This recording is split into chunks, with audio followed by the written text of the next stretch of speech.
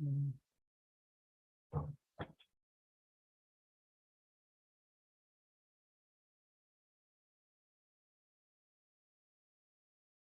Yeah. So what I thought of doing today is to take a very short text. It is a song of Shabkar about, so as we're going to see in the colophon, it's a song that he sang when there were a lot of people and very poor coming to him and asking for food while he was staying in retreat. And so he felt so much compassion that he sang this song. So Shabkar's style is very simple. It's very close also to spoken Tibetan. There's other things that you're going to recognize, I hope, I think. And at the same time, it can be a good exercise to try to translate into our languages. So, and then to see how we can, what works, what does not work, etc. And then try to make it into maybe one version that stays very close to the Tibetan, another one that we adapt more. And since it is just an exercise, or yeah, like we can take a lot of freedom into just to see how far we can go, and then instead of being afraid of, or if I go that far, maybe I cannot show it to someone, etc. So now it's moment to just test things around. Okay, so what we're going to do is, so I have put this text into the folder Dharmasagar 2022, and it is inside the folder Translation Studio Material. And it is inside this file. Let me share with you the screen so you can see what I'm looking at. Here, this one, Shabkar song.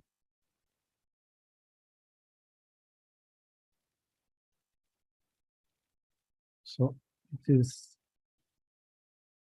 is inside Dharmasagar and then Translation Studio Material.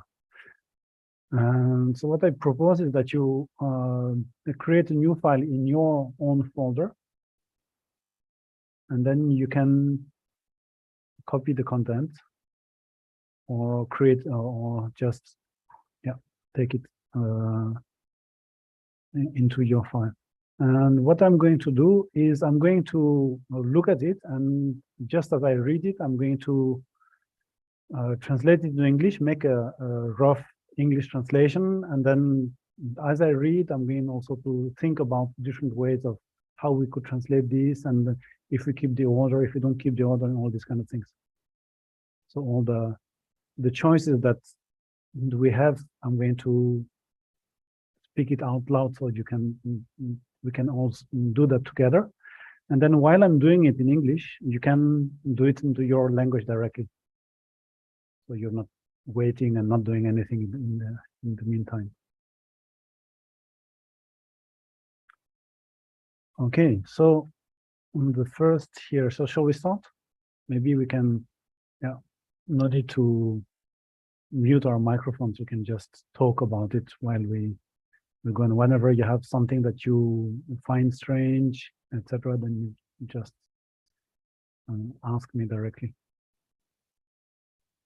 Okay, so ik heb een Shabkar with Sungur Shu. Yeah, so the title is the Song of Realization. Maybe I should make it bigger so easier.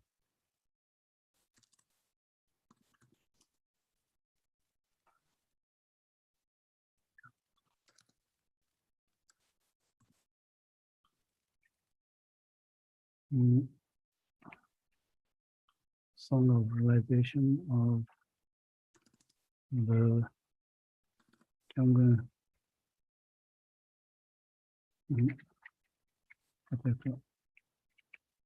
Shabkar. So here there's many things that I have to choose. For example, Sungur. Sungur, should I say it's the song of realization, or should I say just a song? Or should I put it gur?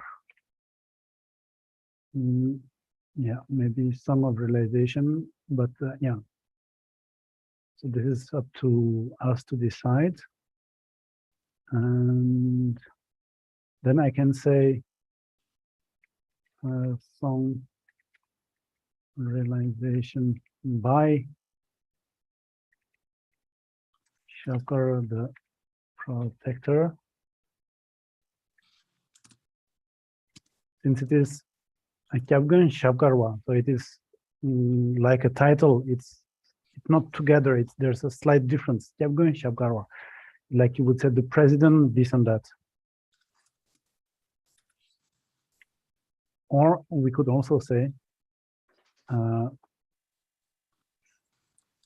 the protector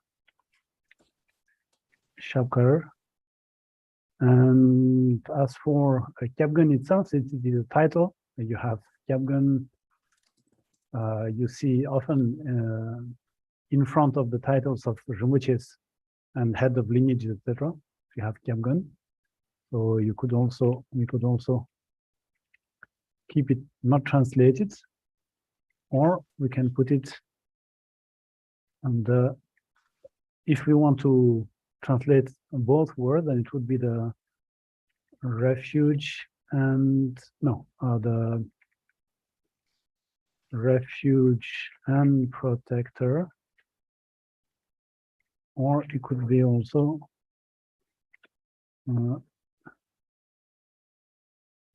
the, yes, yes, so the refuge and protector, or put just the protector. So this is all choices that we can, options that we have.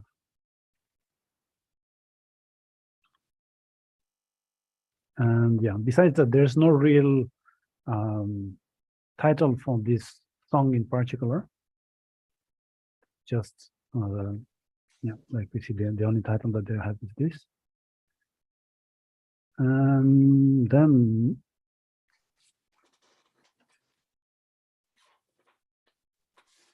yeah, maybe we can start with the colophon, the very end, so it gives us context about what happens. Gives us information about how we should read the lines afterwards.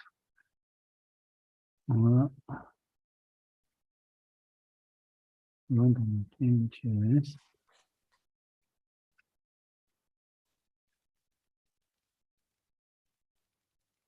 So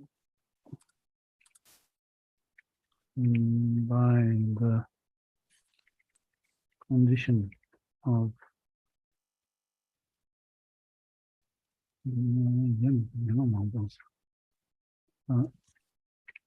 large number of beggars who didn't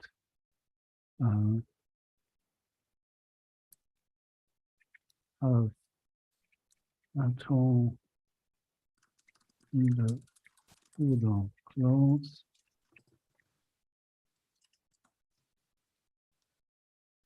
who came on the door of my retreat, retreat hut,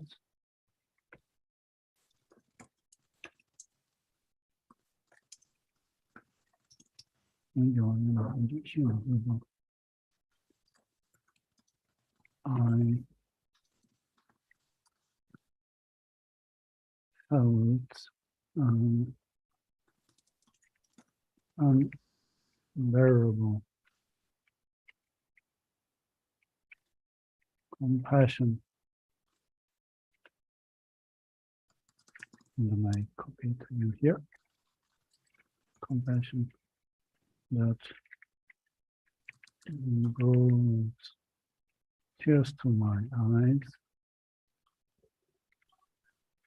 towards all ancient beings who are my mothers. And so then you have at the very end, you have Chibao, which is ET to write. So,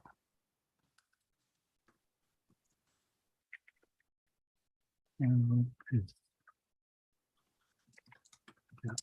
So this is a very literal translation. And then if I have to put together things, it's like I wrote this. And then maybe if I want to give more context to the reader, I can put this song or not. I wrote this. And then I have to think about, do I want to keep it by the condition of, because in English, if I write by the condition of something, it sounds strange, right? I wrote this song. Maybe, maybe just if I say when, or maybe in response to, when in response to, yes, because then the condition brings the results. And so so they happened, and in response, then I wrote this song that looks better. Response to huge, and then I have here yes, a large number of beggars, and here it is Mangbo. Ah yes, and then I forgot Yang. Can continue again and again. I wrote this in response to when huge number of beggars, yes, repeatedly came to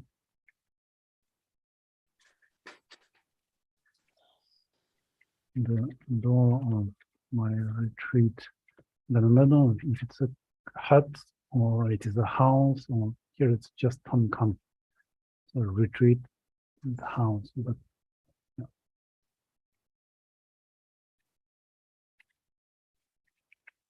House this time. Applicant house. Commission of a large number of, yes. Just one question. When you have Tamkang like that, could it be house, hut, cave, anything? Not cave. It has to be a kang. So there needs to be a structure like a house. Okay, so you need like a ceiling and walls and something yes. built for it. Yes, Tamkang. Would it be okay to be translated as the place where I was? Yes. Yeah. Would be. Yeah, and usually Tamkang is also we use Tamkang, the word Tamkang, as the retreat, not only a hut, neither a house, but the whole compound where a monastery has many people in retreat. That's called Tamkang as well. So it can be a whole building. Could it be lugar de retiro in Spanish? Lugar de retiro. Yeah, this means the place where you live, right? The place where I'm doing the retreat. Ah, where where I stay. Yeah, but in retreat. Then, yes, but then you have to put in retreat. Yeah, of course, like lugar de retiro. Would it be something like that? Because we don't have like a generic word for that. Any kind of building for that. The thing you have to take into account is that Shabkar and Milerva and this kind of people, most of the time, when you say the place where they spend time in retreat, it could be a place just under a tree or under a rock. Didn't need to be a house. Here, there's Tamkang. Okay. So maybe you want to differentiate between just the place where they could stay, because they could stay, if it's not too cold, they could stay anywhere. Yeah, and also it has a door. I get it. Yes, it's kang. It must be something looking like a house. Okay. Thank you. Tamkang. Yeah, so most probably, yeah. So usually when I read these kind of things, I find the word retreat hut, because then you have this idea that it's something small. And of course, Shabkar, as a retreatant, he didn't bother to make a very elaborate house with all the things necessary. So hut seems to correspond to that, give this meaning. But yeah, anything could work as well. Yeah. But of course, I mean, it's a question of choice. You could say the lugar de resido, as long as, yeah, the meaning will be there because it's the place where he's making his retreat. The only thing that we need to know when we do this kind of things is that we consciously take this choice. Yeah, I get it. Once you know that they could be anywhere, not necessarily inside a house, and that it's not also a big house that is fully built, and that the word itself could also mean a retreat center, but actually here in this case, since he's alone, and we know from his life that he spent all his life in solitary retreat, then it cannot be a retreat center. Once you have all that information, then it's up to you to take the decision you want. Okay. Yeah, you just need to know why you do this decision. So when someone comes to ask you why to put this, then you have something to answer. Okay, thank you. Yeah. But maybe that's the best solution, or let's say the least worst. This is really up to you to decide. Yeah, I also put like the door, like en la puerta de mi lugar de retiro. So actually, yes. Yeah, we have the door. Yes, that's right. We have the door here. Navigation number. Yes, and then this. Beggars. And then we have to add what we left before.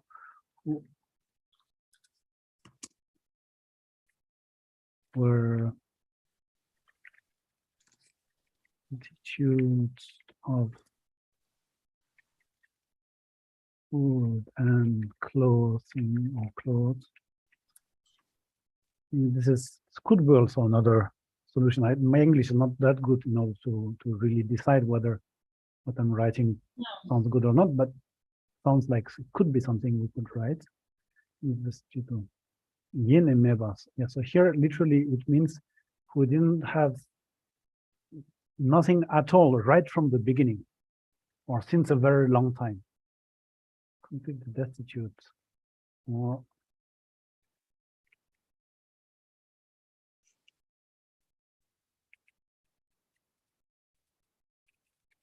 we didn't have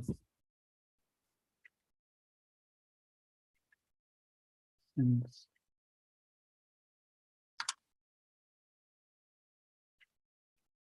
yeah, also one solution that we can also take who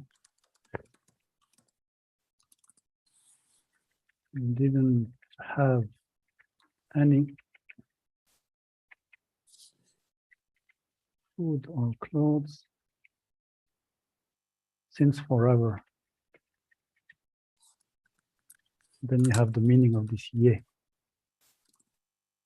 That this means since the very beginning that we never counted.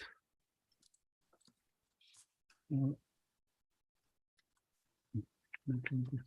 didn't have any food or clothes since forever. So Whitney came to the door of my retreat house.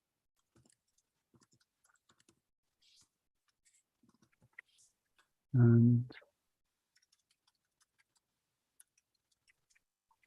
made me feel bearable compassion that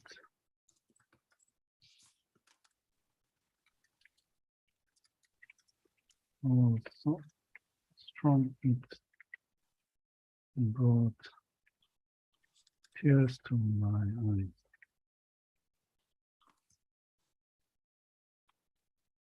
And so here again, yeah, so it is literally, it is enough so that I had tears in my eyes. And yeah, maybe in your languages it's going to be nicer because truk means to be troubled by, or to be mixed up, messed up. So literally it is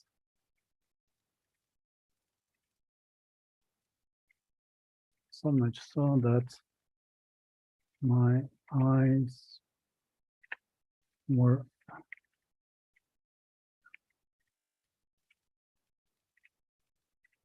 messed up, troubled by tears.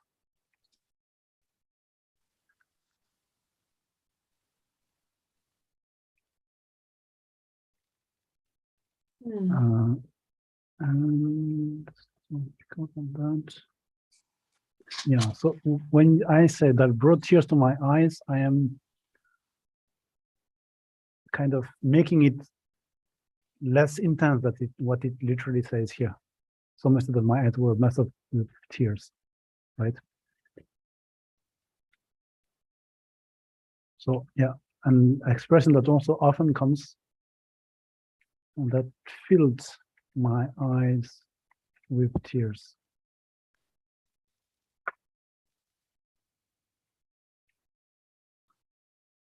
Can I ask a question? Yeah, sure.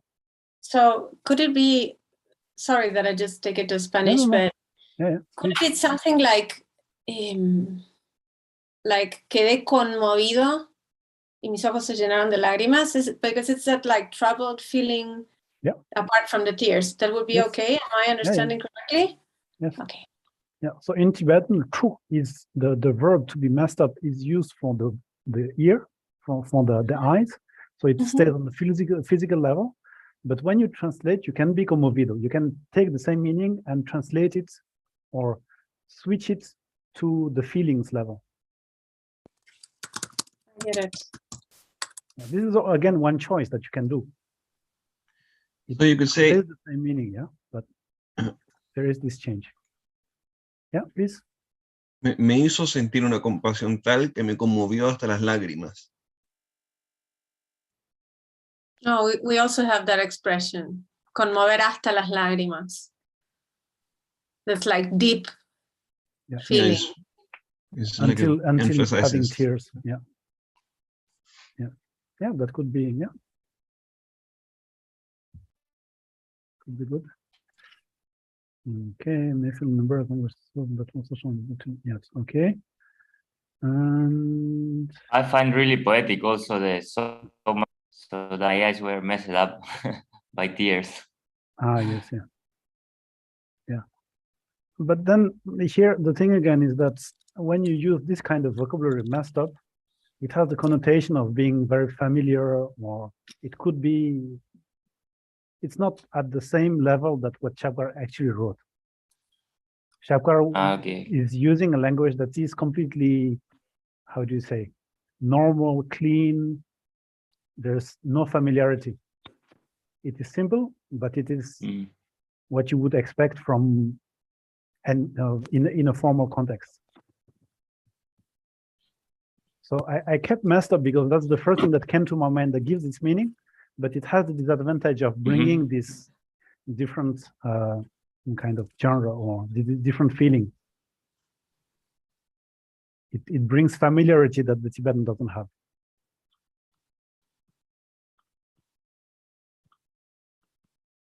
Okay. And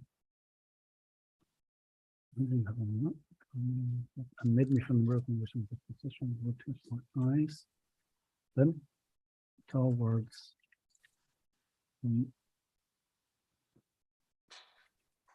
all sentient beings.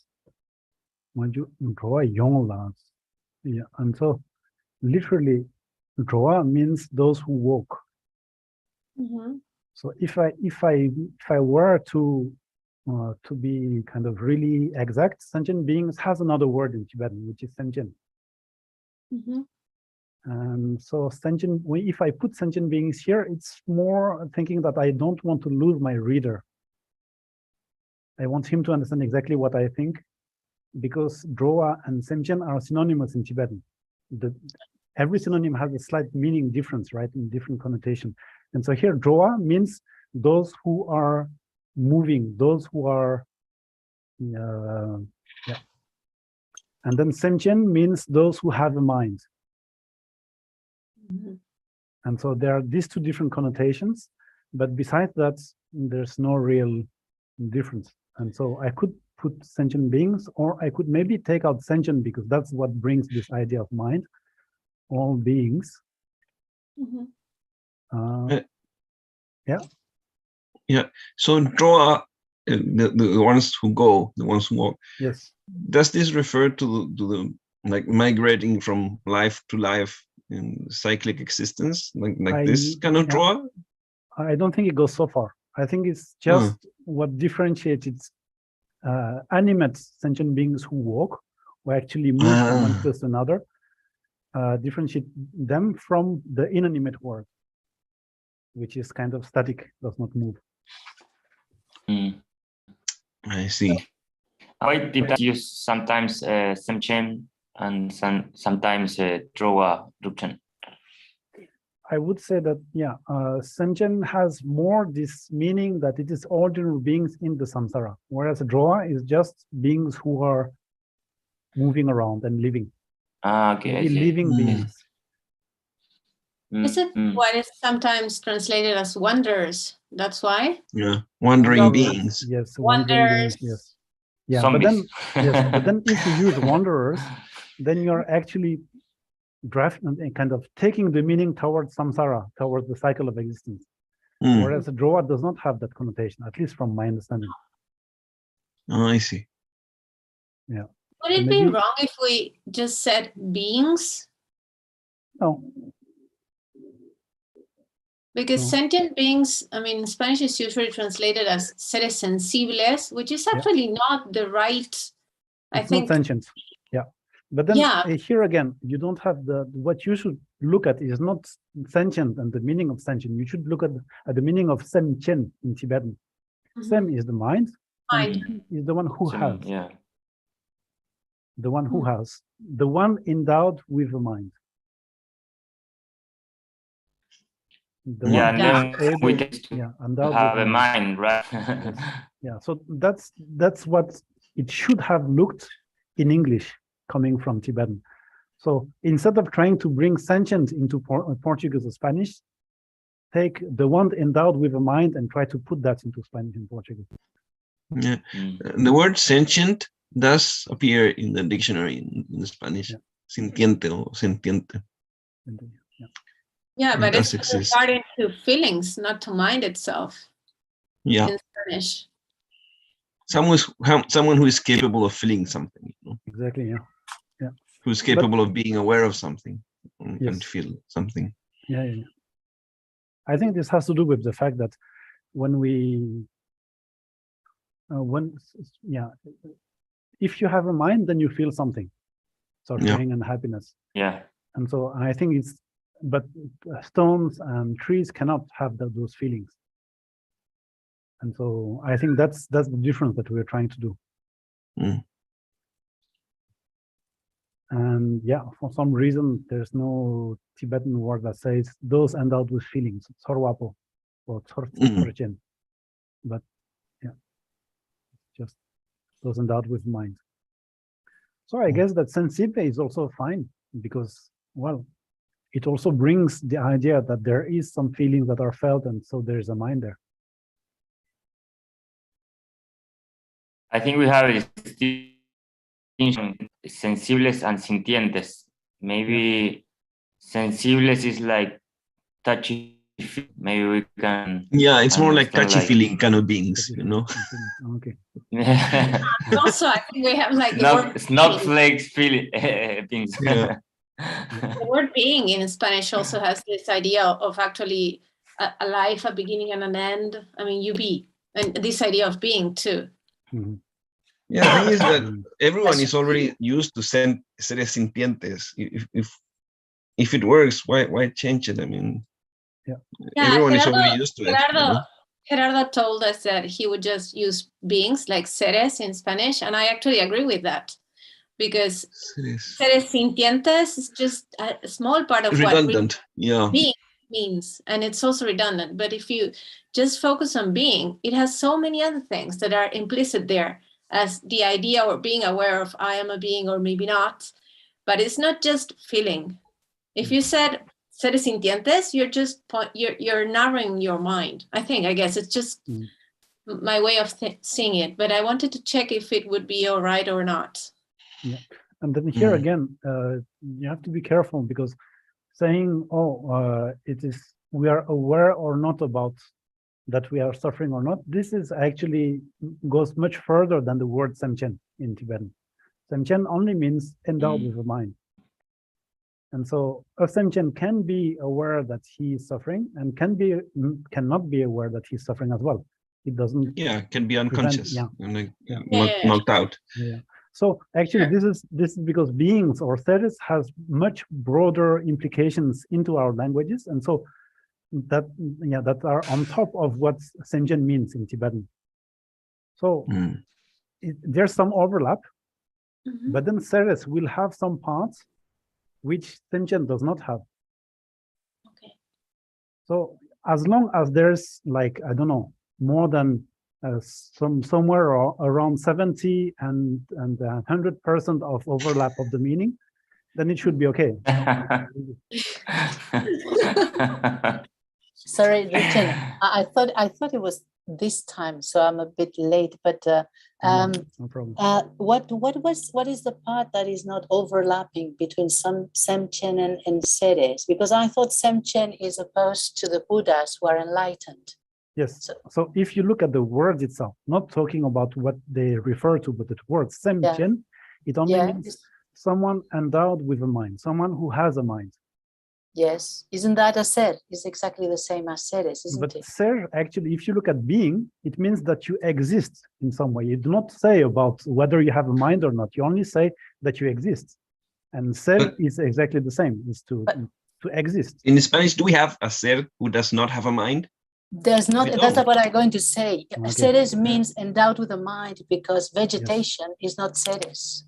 Okay. They are not endowed with mind. In Spanish, seres it's implied. That it has a mind.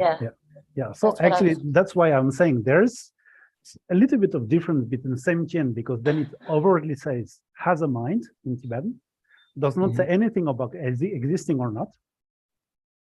The Spanish says exists, but implies that there is a mind. So there is an overlap. There is some part that is slightly different, but as long as we have like the majority of overlap, then it's fine. We can use it as a translation. That's what I was saying. Okay, if we go to the dictionary of ser, it's essence, nature, the first meaning. Second meaning is life or existence. The third meaning is anything which is created, especially if it's endowed with life. And the fourth is human being. But then the thing is that if we stay in the context of Portuguese, Spanish, or our Latin languages and our cultures, then what brings the mind is the fact of having a life, right? To be alive. Yeah. That is what brings the idea of having a mind. But then we have to deal with the definition of what is alive and what's not alive in our culture, scientifically speaking. There's a lot of biology. And then so we enter in behind, a lot of, right? Yes, exactly. Yeah. So that's why I'm saying, as long as we have majority of overlap, then it's fine. We don't need to go in such big detail, at least generally speaking. Of course, if we see that there is a better word, then we can look at the different nuances and then check what is better or not. But for something as usual as seres, then I think that we are safe either keeping seres or seres sensibles or seres sentientes or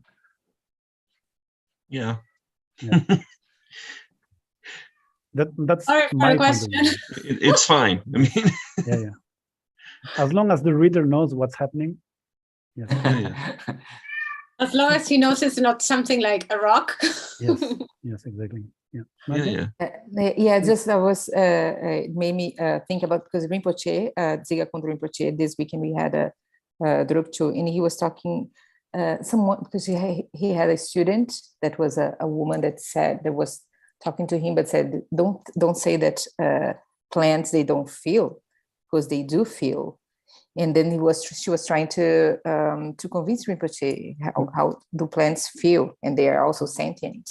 And then he said he has no problem with that. Like if the plants, they can feel, that can be expanded too. And there isn't a problem with that. Right. It's just yeah. Well, once I read a book, those books by Mind on Life, His Holiness the Dalai Lama debates with scientific, and according to science, they consider that plant has some kind of cognizance, because they move. I mean, plants move their leaves towards the sun and the roots towards the water or something. So there's a notion of something that is knowing where are those elements. So maybe, who knows? Yes, and they also like react to other plants suffering. I mean, that's been measured like long time ago. If one plant suffers, the other ones around feel it. Feel it. They just change the response. Yeah, and also they are interconnected in the underground. So all the roots like helping each other with the nutrients the other needs. So it's just like amazing just to think about. I'm not a scientist, but I have a doubt about this, because does this biochemical reaction really imply they're aware of what's going on? First thing, and then when they communicate among them underground, it's really the mycelium, the fungus. It's not just like one being, it's a collective of chemical biochemical reactions, so I'm not sure if that really implies that they're aware of what's going on, just having the biochemical reaction, to sunlight, to nutrients and stuff. Yeah, but I think we're going in another direction. Too far. Yeah, we're going too far. Sorry. I love it. I think that from the Buddhist point of view, at least, the only thing that we have to know is whether sentient beings or whether something has the ability of feeling suffering or not. From the moment there is this ability of feeling suffering and feeling happiness, then it is a sentient being. It has a mind. Because only the mind can feel that. And so whether that has or not, then no one is going to give an answer like Dziga Kondro Rinpoche. He didn't say yes or no. He just, if that is true, then there's no problem. Yeah. I think that's the simplest answer. Yeah, please. So would draw then draw the line between plants and other beings who feel? Yes, but then you can ask. Yes, it's again draw does not really draw. Yes, to some point, because you can say that a baby in the mother's womb, for example, does not walk, does not move around on its own. And then there are some plants that actually walk over.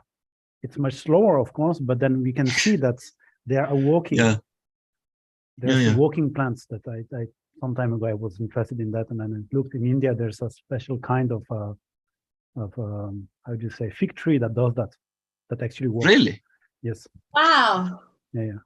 So it's not really something that we can find an answer for right now. Very diffuse line. But generally speaking, for here, very blurry. For me, yes, beings is completely fine from what we have here and what we need to translate. And so translate my eyes towards all living beings or beings simply.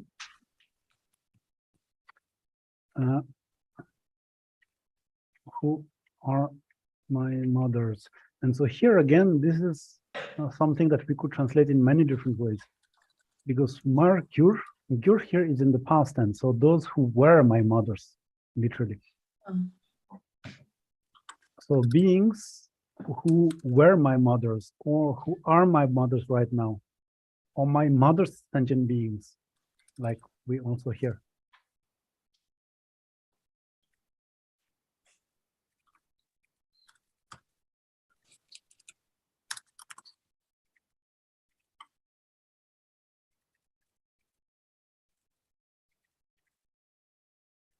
Mother sentient beings.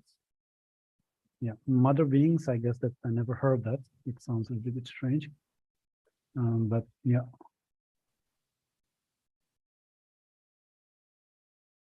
So here again, we have things of choice towards all living beings. Yeah. Okay.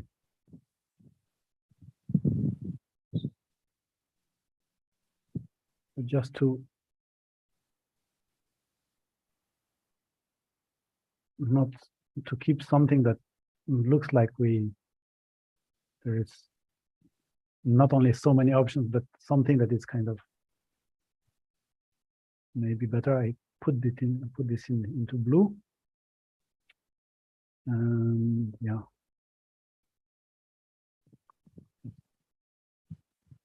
Okay.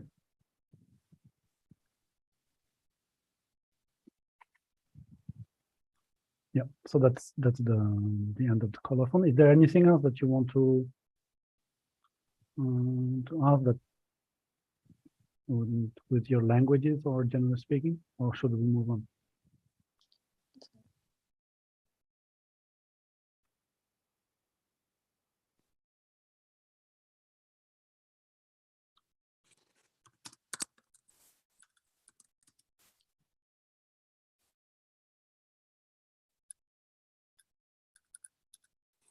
Okay, so let's go to the beginning of the first verse. Here again, I'm just going to put into red note because I prefer one against the other options, but just to have something. Okay.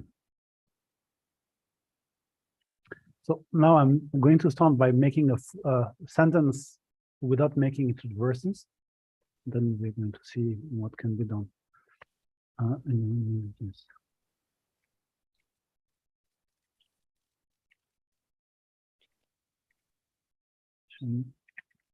Or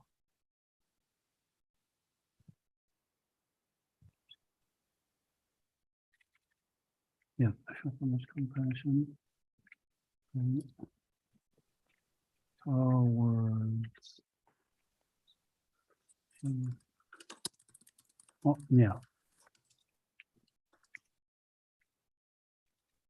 Such a pity.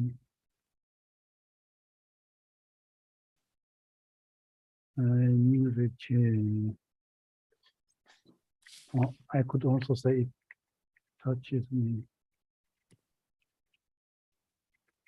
so much that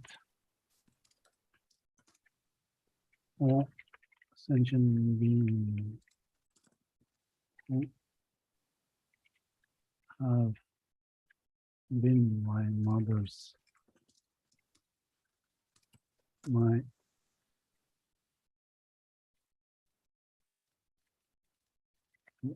took care of me with kindness since the homogeneous is the very beginning until now.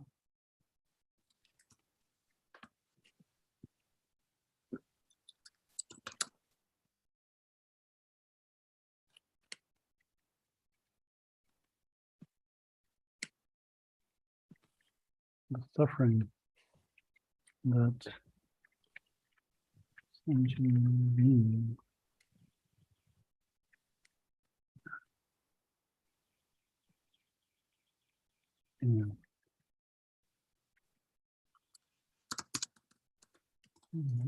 No, or suffering, or experiencing suffering.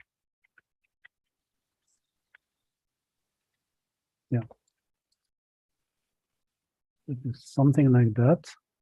So now let's look at the choices that I made and see what else we could do. So the first thing that you're going to see here is that I am starting by the end, Nyingreje. So Nyingreje means that I feel so much compassion. So Nyingje is compassion, but I feel compassion, but at the same time, it does not have, yeah. I feel so much compassion, but it is an expression that is also used in spoken Tibetan for, oh, poor person, or mothers, and these kind of things.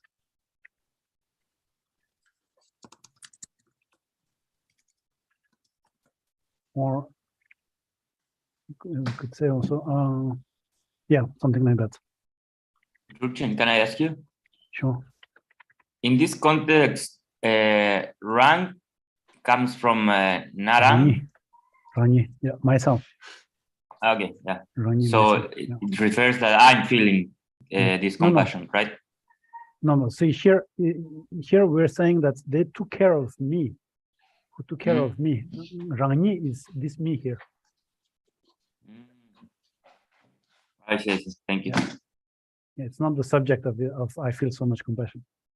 And so if I say I feel so much compassion, then the subject is implied. It's not there, but you can deduct it from the context.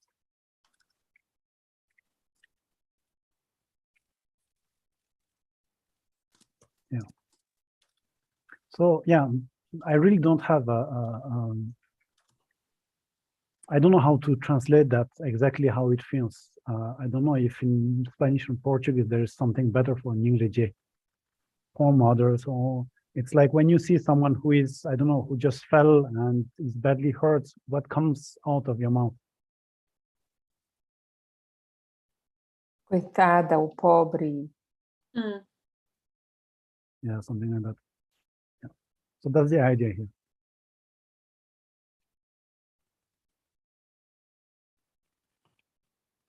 But at the same time, we want to keep this idea of, because the word that are used has the meaning of Nyingje, compassion, then we can take the freedom of leaving aside the word compassion and just say poor person, coitado, etc. But then it's a choice that we're making to put focus on the feeling that we have, that Shabkar has when he looks at sentient beings, rather than the fact that he has compassion towards them. But yeah, it's completely valid choice as well. It just depends in what direction you want your translation to go.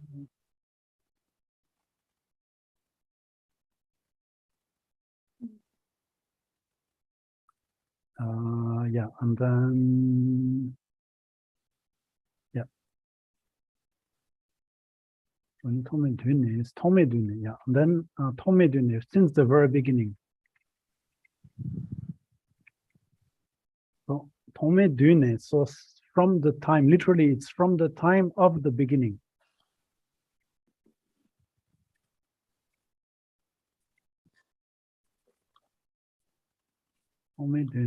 Yeah. And so since we are in Buddhist context, we know that it means since beginningless time, etc. So we could translate it as that as well. That's time. Or yeah. The very beginning or to the beginningless time. Yeah. Don't see, or until now that's fine, Tambabar. Drink Yambas. And then there is this problem of drink Yamba took care of me with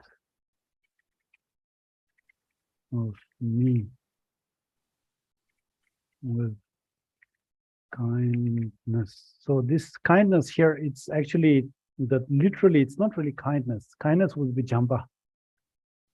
It has a different word in Tibetan, jamba. And so usually you have jamba and nyingchi that go together.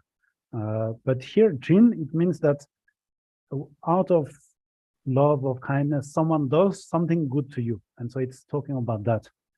And usually it goes together with the idea that we are indebted of that kindness, of what we received as kind treatments and care, etc. And which is the word, Drupchen, exactly in the text? Let me write here. So this is also used when we're talking about the root master, root teacher, and then his kindness, etc. It's the same word. And so basically here, since we are talking about mothers, it's all the care and all the love that we have received that we cannot do without repaying in this life. But if we are a decent person, we cannot do without repaying. So it's this, it has this idea. So kindness alone is not enough, but I don't see any better translation. Maybe in Spanish or Portuguese, there's something better than that. Isn't sometimes used gratitude? Gratitude, yes.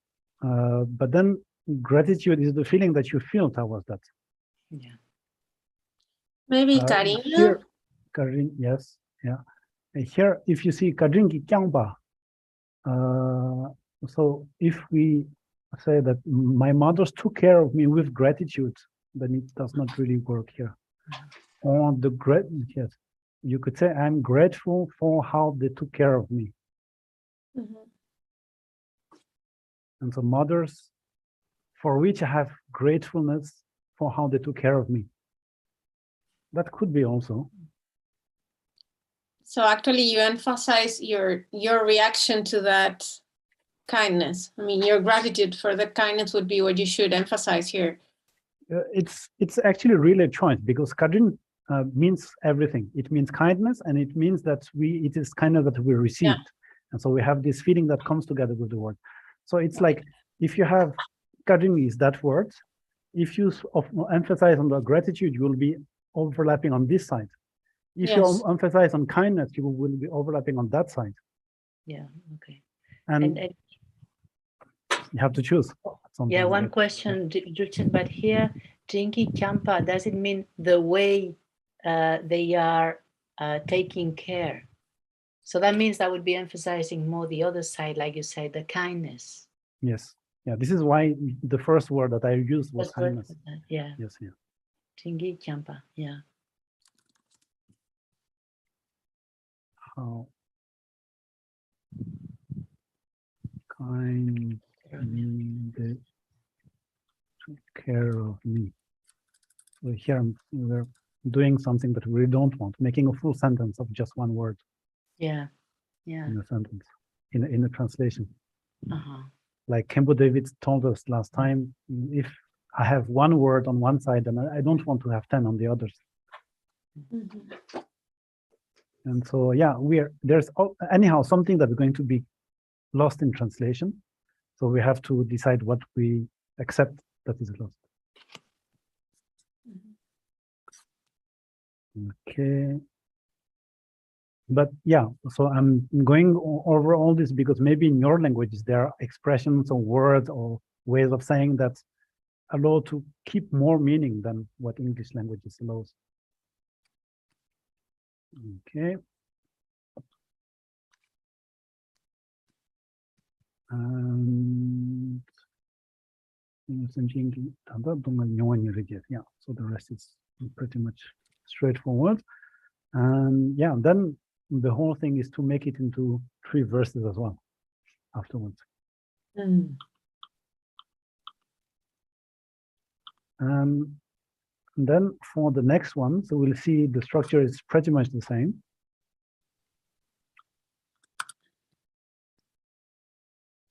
Here we have, so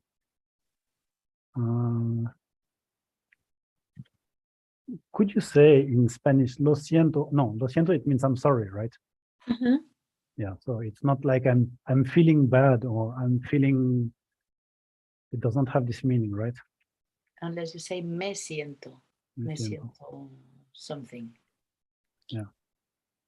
And even when you say I'm sorry, lo siento, it does have this meaning of regretting what you did. I mean, it does have that. Oh, okay. Regretting, I have this a is, feeling. yes. Yeah. I have a feeling, yes. So, yeah. So it means I have a feeling towards what I did, which is not what we want to say here. So it's not the right. Yeah, if you don't have the feeling, you just don't say it, or you're not being coherent, because lo siento means I really feel regret for that. Yeah, no, that's not what I meant.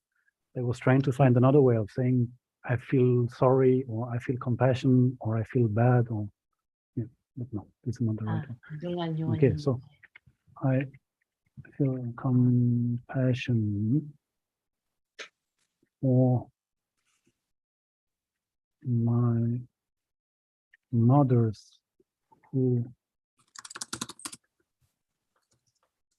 took this time the filter who gave me freshness when it was hot, and out of whom some are reborn now, are now reborn. Yeah, currently born or reborn, maybe born, currently born is enough. Currently born in the hot heavens. I feel compassion for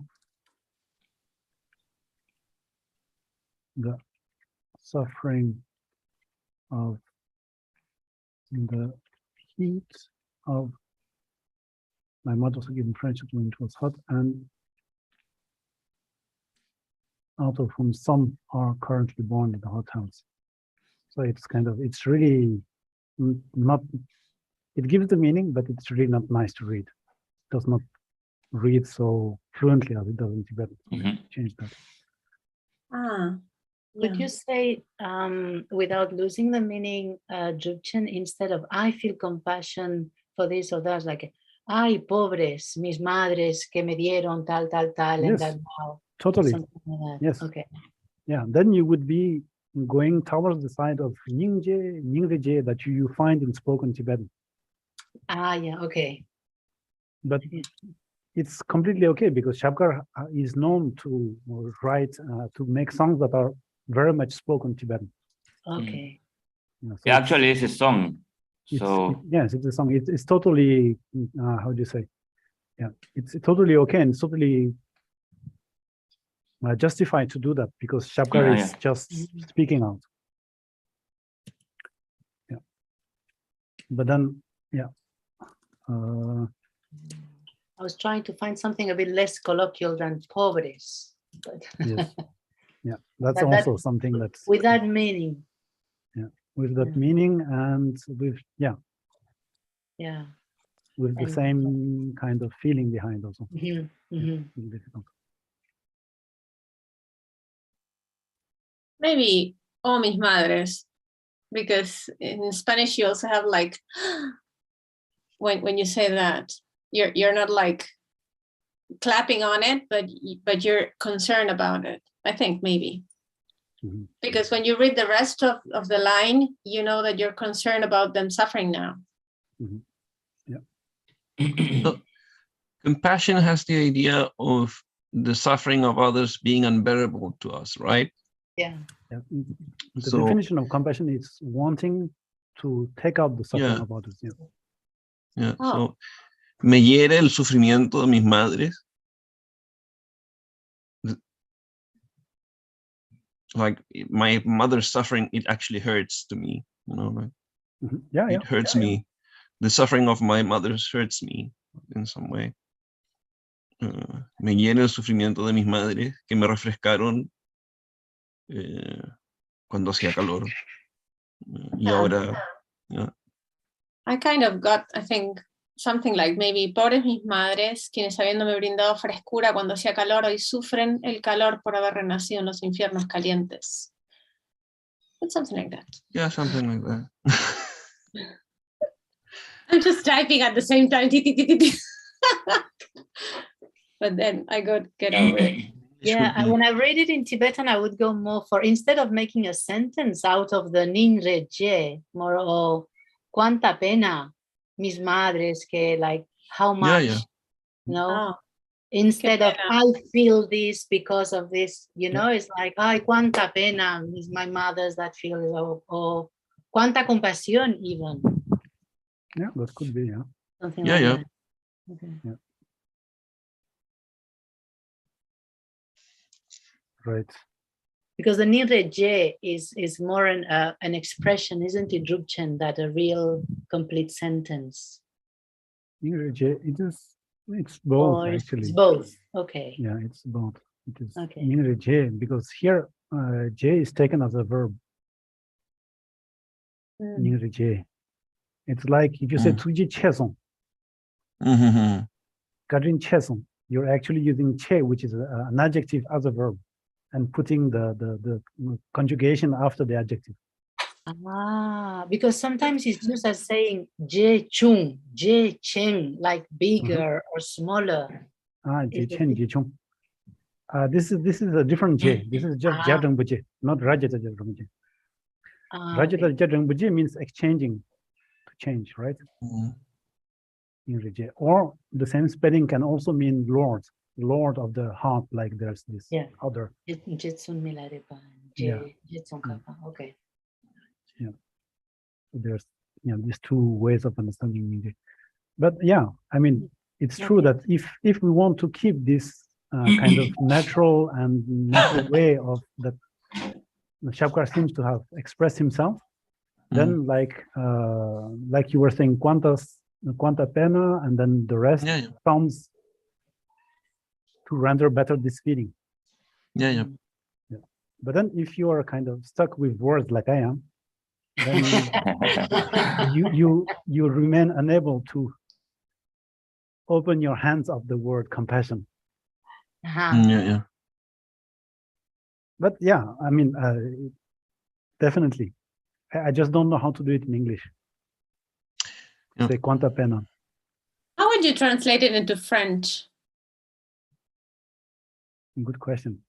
That's your language, so maybe. Yeah, Spanish is actually quite similar to French in many ways. That's what I'm asking. Yeah. Well, you can tell us afterwards, because that would be your sharp, because it's your language. Yeah, but I think I still have this, something like that. Quel dommage, maybe how, quel dommage, or, but this is not strong enough. You don't have the feeling there, but or maybe simply pauvre mère. This and that, pauvre madre. But Qué pena, I like it. Qué pena, qué lástima. Yeah. Lástima. I don't like the expression pobres, that's why. Yeah, me neither. Qué lástima. Qué pena, qué ternura. Yeah, but pena doesn't go too close to pity. Yeah, but in Spanish, yes. Ningje also has this kind of idea of pity. When you say, colloquially, when you use Ningje, it does not have any more the meaning of compassion. Colloquially, when you see something like, for example, if you see something, you could say, not what a pity that something happened, but what a pity that this person is suffering. Yes, then then it works. Yeah, then it works.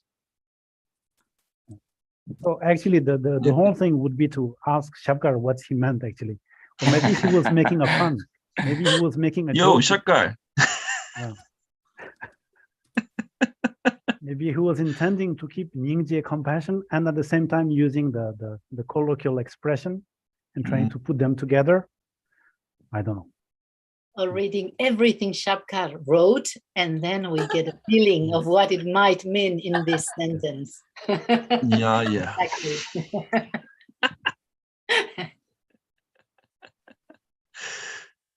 Okay. Because in Portuguese you have coitada. right? And coitada is, I think, is not better, but it's because pobre gives the poor. Poor, yeah. But when you say coitada, because in Spain you wouldn't have so much the connotation of poorness. When you see a little cat falling down, you say "ay pobre." Yeah. It's a common expression. Very common. In Portuguese also, but we also have coitada. Like what's that mean? Coitada means that you have you are seeing something, you have the feeling of compassion, you seeing the suffering in you. You say, that sounds nice. You say coitada. What is literally, what does it mean? Let me see. What does the word mean? Na verdade, coitada, literal. Oh, I'm sorry, I was talking Portuguese. Actually, coitada means that was made coito, which is like almost raped, but we kind of we don't think like that when we say coitado. Okay. But coitado comes from coito, which means. Mas significa miserável, desgraçada, infeliz. And then something that we should not put into the connotation is the connotation of looking down towards sentient beings, which some of those expressions in our languages have, but here definitely not. Yeah, because it's the one who is unhappy, the one who is miserable, the one that you feel compassion towards, and also you feel like if you how do you say piedade in English? I don't know how to say piedade. I think it's pity. Piedad. No, I think it's not pity because pity. No, it's piedad. The word you're looking for. I don't know it in English, but it's not pity.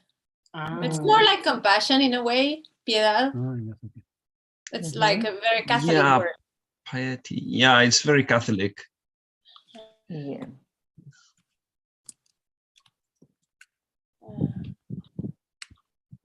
Yeah. So actually, piety, it comes from being religious. Actually, someone who's pious. Pious. Yeah. And in the dictionary in English, it says piousness, pity. But even though if we use it in Spanish, at least in Argentina, I think it will straightforward lead them to Catholic religion because we don't use this word apart from religion. It's not so colloquial. No, not in the least. No. But it has a meaning similar to compassion in a way, but we don't, it's too attached to Catholicism. Yeah, it has the meaning of compassion towards others, but it's also very much linked to religious faith. Okay. So it's and then maybe not, since Nyingbeje is more something of colloquial Tibetan or compassion. Okay, some of whom, it's fine. Besides that, there's nothing. Who gives me freshness? It's so this is literally what it says, but and then maybe a heat when it was hot, or hot maybe is not the right word, right? Because hot, it just means it's about 30 degrees, then it's hot. You're not suffering like in hell. But here he's making he's talking about sentient beings who are being reborn in hell, so it's not hot, it's much more than that. So who refreshed me in times of heat, or because there is the context, we could also maybe, I'm just adding here, so I'm going to put into brackets, square bracket, but extreme heat. And then I put here in times of instead of when it was. But this again is just another choice that we can accept or not, like or not.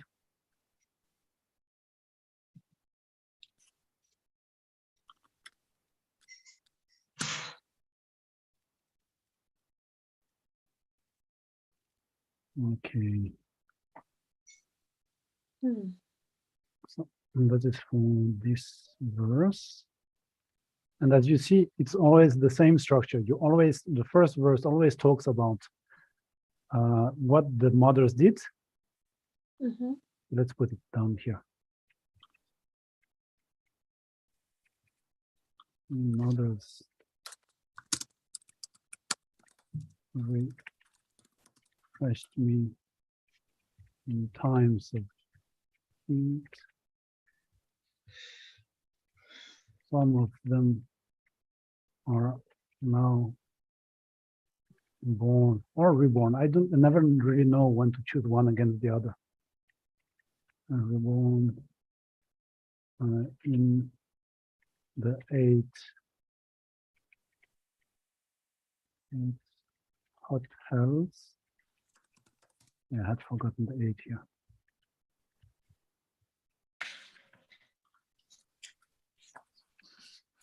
How I do many yes. So yeah.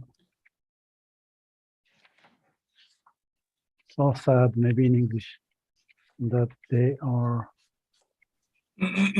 so they are suffering, they're experiencing in the suffering of heat.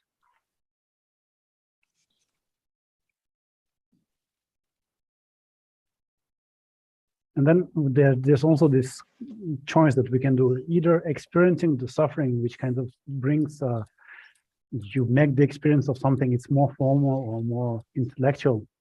And if you just say they are so sad that they are suffering from heat, then it's much more direct. You don't have this much.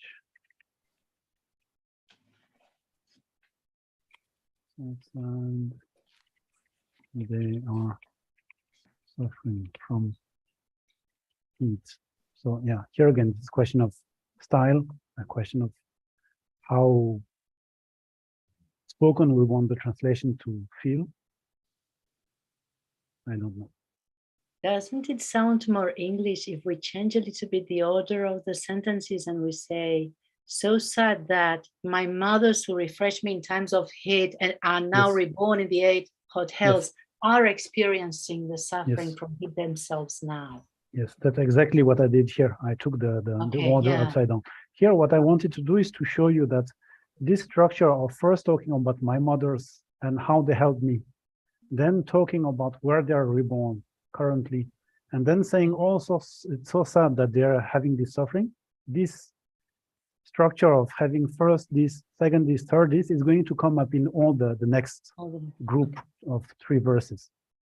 So in your translations, you would like to have also the same structure. If you change the order, then change for all of them. For all of them. Because it's one of the things I find more difficult in Tibetan is to get used to, you know, how to put the things, as you know, the things, how to organize them so they sound natural in your language. Many in the translations, there are bits and pieces, but... Actually, here it's very simple. It's because if you read from the beginning until the end, you will see that the main point is, oh, I'm so sad that something is happening. So this is going to be so sad that's something. That's the main structure. And then inside that's something, inside the something, then you will put the remaining parts of the 3 verses here. This.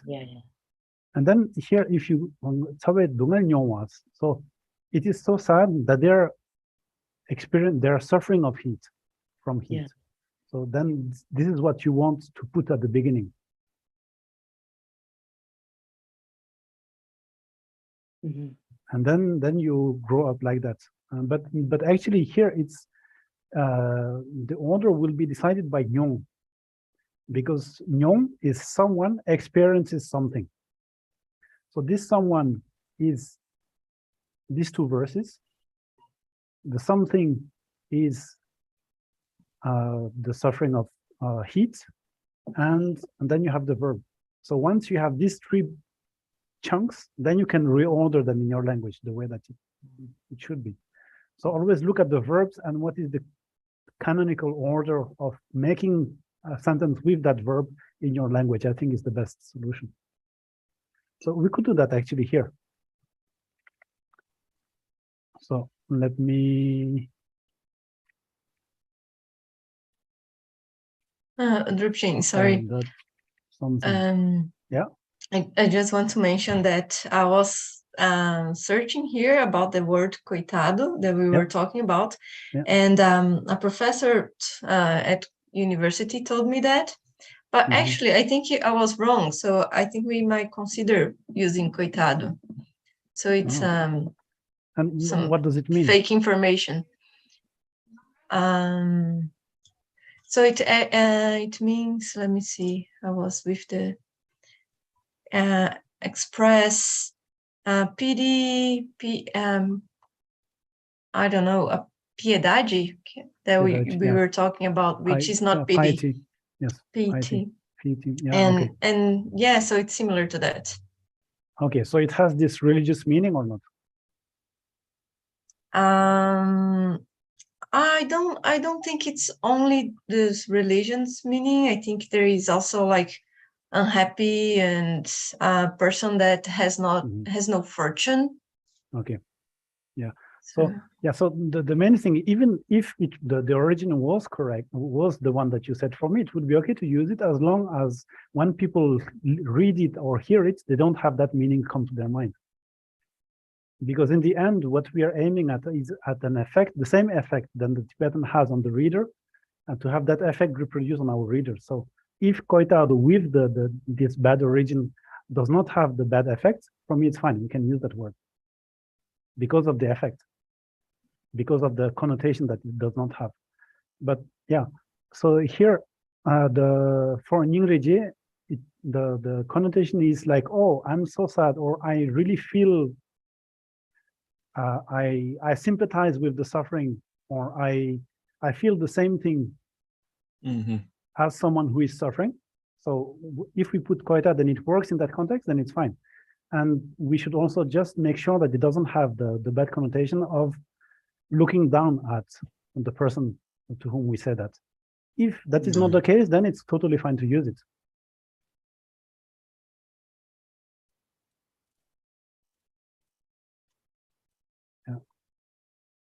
Okay.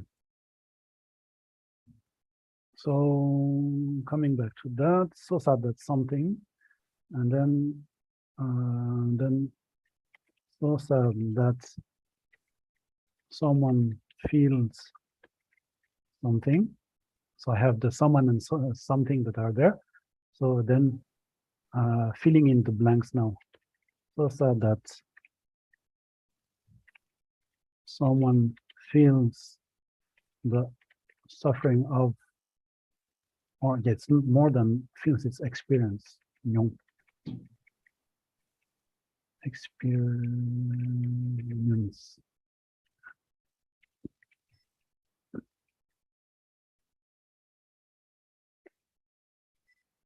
Suffering of heat. And then I'm going to try to see who is this someone. Okay, so it is the mothers here, who then happen to be born in health, right? So the first thing that we want to put is Drinchema. So Sam, that's my mothers. I'm adding my here. In Tibetan only says mothers. Experience the suffering of heat. And so Sam, that's my mothers who refreshed me when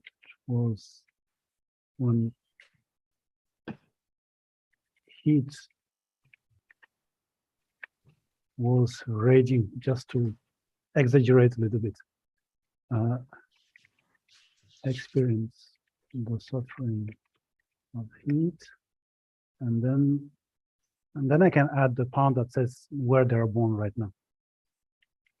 So Sam, that's my mothers who refreshed me when heat was raging, and who are currently born in the 8 hot hells, and then just continue the rest of the suffering. The sentence experience the suffering of heat. Then there's one word which I'm not able to fit in here. It's lala, some of them. And it makes the whole thing very awkward, actually, because Sosa that my mother's, you cannot say Sosa that some of my mothers who refresh me, because that's not what he's saying. He's talking about all sentient beings, or maybe not. Yes, okay, yeah, maybe that's the best way of doing it, yeah.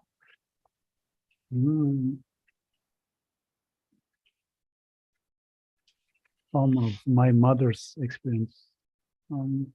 Yeah, because they're not all in hell right now. Yeah. Yeah.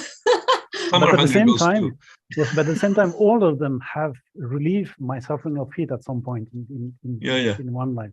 So that's why I was kind of hesitating. But maybe it was more hesitation linked with the meaning rather than the expression here. Some of my yeah. So then I have a very long sentence, but because of the process that we have just gone through, it respects all the structure of the target language. Because I filled in the blanks one after the other, then everything is in place. And it should not feel awkward, except for the fact that it's very long. And then once we have that, then we can think about how to put it into verses.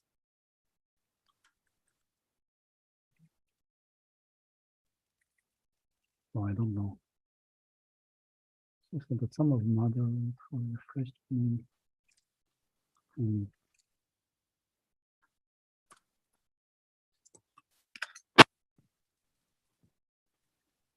Suffering of heat. Yeah, just tending on doing something. And then there is something else that is still I feel a little bit uncomfortable about, is the fact that you have this Nyingreje that comes at the very end and kind of has this very insisting.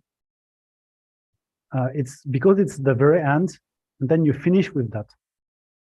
And so the reader will finish the reading with the Nyingreje or Sosa feeling in his head that is the strongest.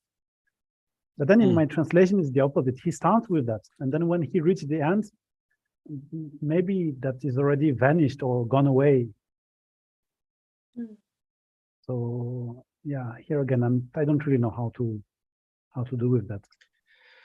Yeah, if we were doing this in Spanish, when you're writing verse, you can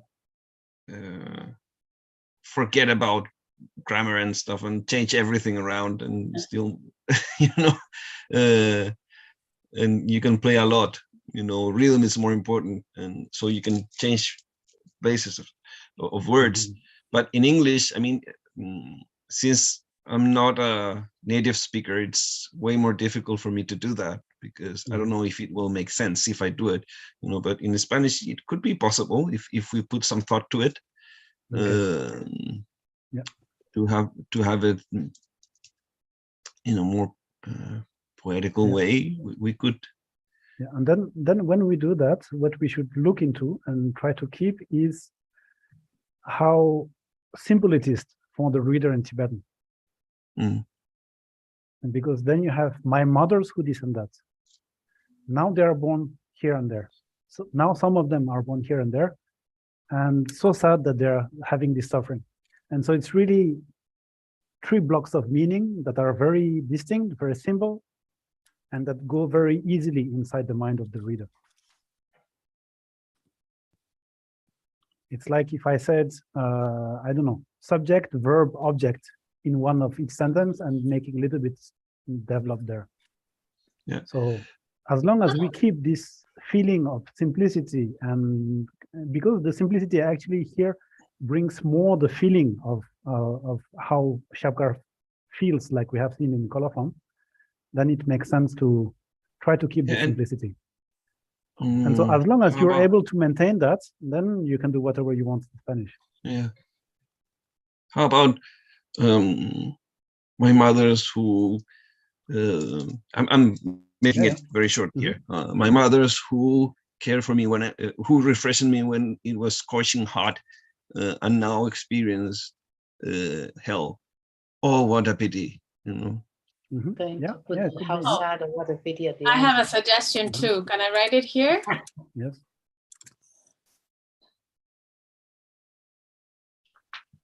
Experiencing suffering would be here. Ay, qué penita pena. Or something like that. I mean, maybe it's easier if we just see it written. Yes. And I don't know if in English we are as free as in Spanish, because actually the tutor told me the same thing Nuna did. I mean, when it's verse, you're free. You have no rules. You can do whatever you want, respecting the rhythm. But in English, I have no idea. Whatever you want, but you have way more freedom.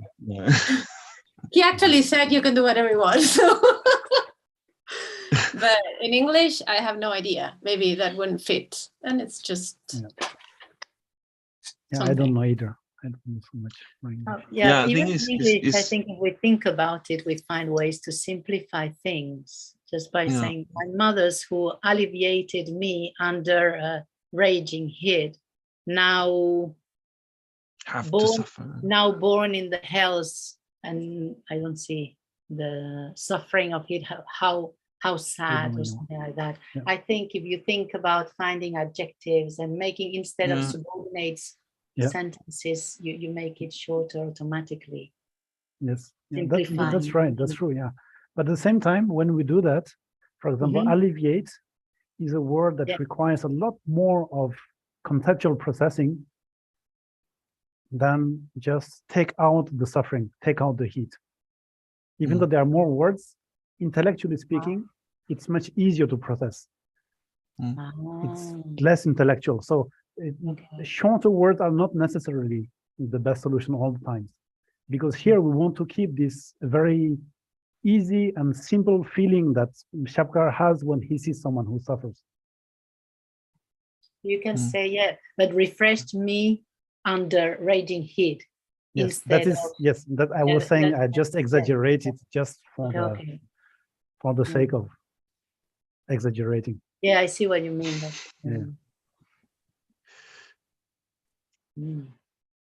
Just for the sake of trying something else, but of course it's not what I would keep in the end.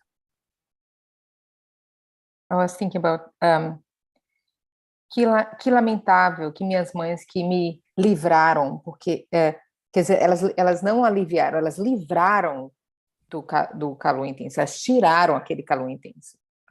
Is it possible to actually take out all the suffering? Imagine that you're in a canicula, or you're in a heat of, I don't know, 50 degrees, and you have a child. Are you able to actually take out all the heat, or just make it more livable? Because what he's saying is that my mothers took care of me when there was extreme heat, and then that refreshed me. So I don't know if it's really take out everything or not. But this is again interpretation. It's a question about the meaning. It's not about. Mas pode ser também you can also like to livrar daquele calor tão intenso. Livrar da intensidade. Yes. But it doesn't also mean that he's gonna like take it out completely. Yes. Alleviated. Yeah. So he was saying about the alleviate, but livrar from that kind of thing. Free of the intensity of the intense heat. Free from intense heat. Yeah, that could be a possibility. Yeah. Oh yeah. Free from intense heat.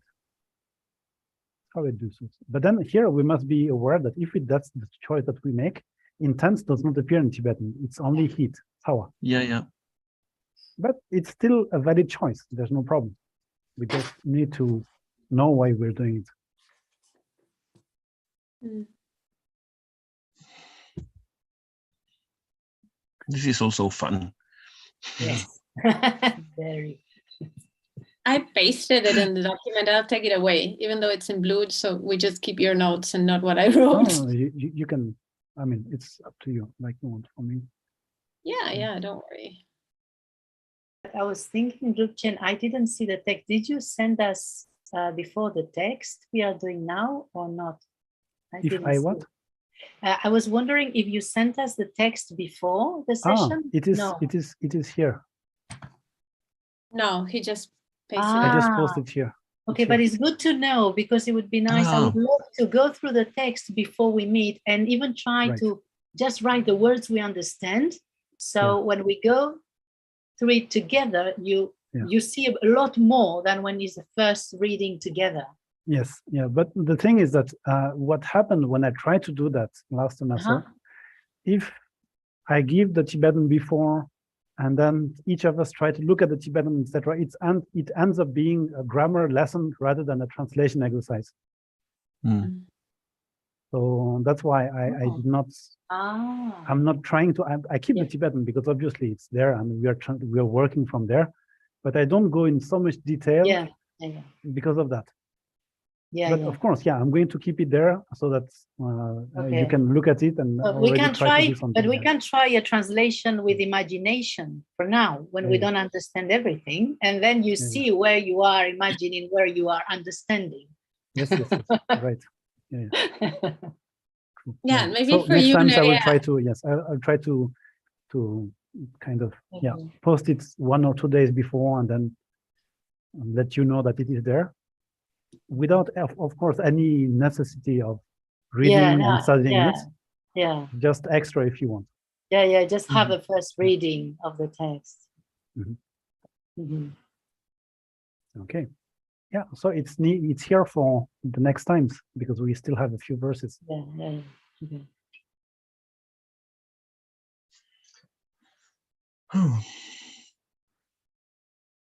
Okay. But Marina, even if you recognize only a few words, I find this is exciting. Say, in this verse, I recognize these 3 words, and then how is Drupal going to translate the whole sentence? But you already got something, It's like this meme. It's like this meme of Leonardo DiCaprio, like, there. You know this meme? I'll post it later. Okay. No, it's just like what Nuna posted yesterday about Star Wars. And so I got into the video and said, oh my God, it's true. I get some words. Yes. Yeah, actually, now I noticed because I recognized the refuge prayer before, but now I could hear some dialogue also in Tibetan that I didn't notice before. Karere. Yes. That's true. Mire. So what I will do is when I post the Tibetan, I will also separate in words so that you don't have to, you can right away look at the dictionary. Yeah. Nice. Thanks. It's a really fun thing to do. Yeah, so much fun. Very valuable. Yeah.